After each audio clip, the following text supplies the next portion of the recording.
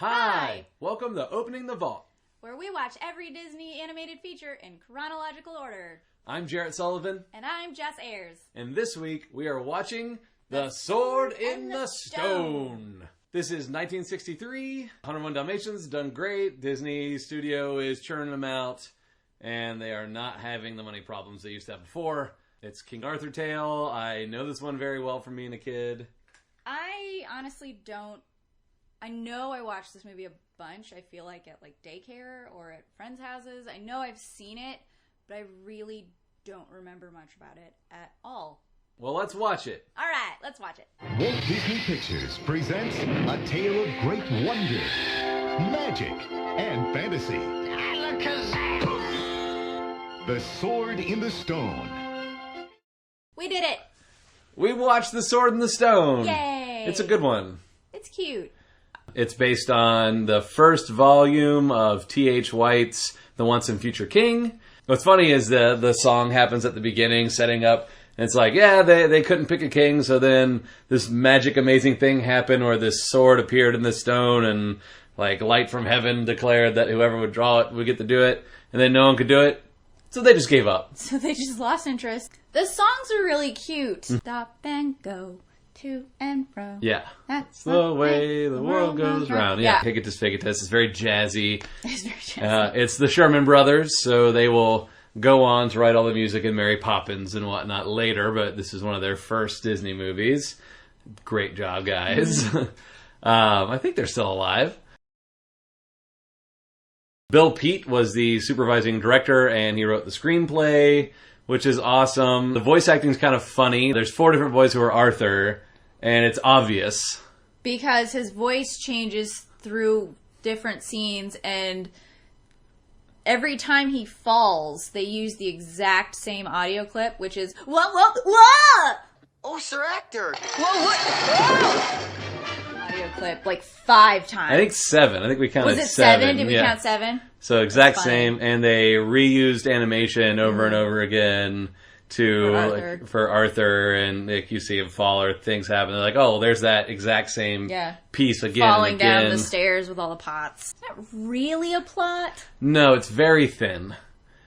It's kind of scene followed by scene without transition. I don't want to say it's choppy because it flows nicely. It's just... It's not clear how much time has passed when it's from scene to scene. Right. It's been criticized for that thin plot, but it's also been praised by being one of the more philosophical of Disney movies. It's a lot of life lessons for Merlin giving to young Arthur, and about being an adult or making your own choices and what life is and what love is. And there's even a line about how love is the most powerful force on earth and in existence and these types of things. For a kids/family film. The animation, some of it is really amazing. It's very pretty. There's a reflection scene where Merlin and Arthur are walking and they're reflected in the water and the camera stays down there. Pretty. It's great. And then sometimes it's a little rougher where you can almost see some of the sketching, not quite the Xerox process like 101 Dalmatians, but you can kind of see a little bit oh, this wasn't as clean as this other. But it's still a good looking movie. Yeah. It's Academy 4.3, so it's square versus widescreen. One of the weird things I did find was that his nickname is Wart. Wart, the Wart. The Wart. And so then Merlin and Archimedes call him that calling too. him Wart. And I'm like, that doesn't make sense. They're his friends. Yeah, they never change. Even though they know his name is Arthur, they don't call him anything different. They call him the Wart or Wart. So when I was a little kid, I thought his name was Ward. There's 3 lessons dealing with transformation. The first one is fish. So they're in the moat. And there's this giant pike that ends up hunting them, and Merlin is oblivious. He's got to teach them this lesson about perspective, and it's kind of interesting, but then it just turns into this mad dash, save me from being eaten. So then the second transformation, life lesson sequence is Merlin turns Arthur and himself into squirrels. And that was the part I think I remembered the best, the most from when I was a kid. Because when I was a kid, I always thought it would be cool to be a squirrel, run around in the trees and stuff. And then I suddenly remembered how sad it is. Yeah. There's some funny bits where the girl squirrel falls in love with Arthur Squirrel. because she thinks he's a squirrel. Yeah. And he tries to explain that he's not, and she's just like...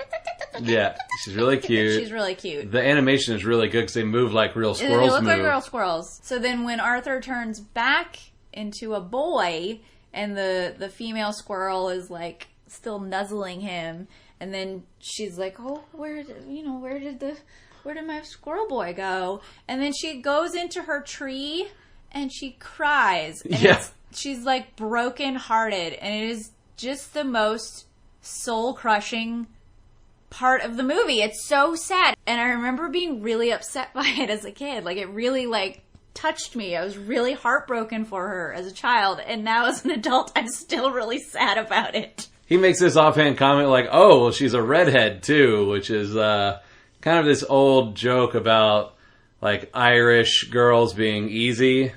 That's over 100 years old. Thanks, Merlin. Thanks for that. The last bit, they turn into birds to learn about flight. It's Archimedes and Arthur. They're flying around and they have to flee yet again from a larger bird, just like the fish. Arthur ends up at Mad Madam Mim's house, and she is that crazy neighbor you had as a kid. The one you ran by her house and she would yell at all the kids in the neighborhood. Like, that's like Mad Madam Mim, and she does black magic. Yeah, she does black magic. She's supposed to eat Arthur and, like, is straight up about it. She's like, "I'm just gonna eat you because I'm evil. Ha ha ha ha." So then they have their wizards duel, and it's kind of ridiculous, and they turn into a bunch of things. It is really the most pointless scene in the movie. It has nothing to do with the rest of the movie. Merlin beats her through cleverness, which is nice because she turns into big monsters and stuff. He turns into a germ. Spoiler alert. Makes her sick. And he wins the duel that way. If, like, later Arthur had to overcome a challenge using his brain instead of whatever physical strength he had, and it, like, kind of references that, it would make sense. That doesn't happen. They go back home, and then Arthur is going to be Kay's squire because he is going to be in this tournament to become king or whatever. Arthur's really excited about being a squire, and then Merlin just, like, explodes for very little reason, it seems. Yeah, for no reason. They're just like, "Oh, we need him to leave for the sake of the story." They go to London. Arthur forgets the sword. He goes to try to find one. The inn's locked. And then, oh wait, there's one in the churchyard. He touches it, and the sun shines down, and Archimedes is like, "Oh, better leave that alone." Don't touch it. It's magic. He pulls it out, and it has like the big, like, "Ah," music plays, and he runs off to give it to Kay, and then they're like, "Wait, where did you get this? Where'd you get this?" And then Thurl Ravenscroft shows up as like Sir Bart or something like that.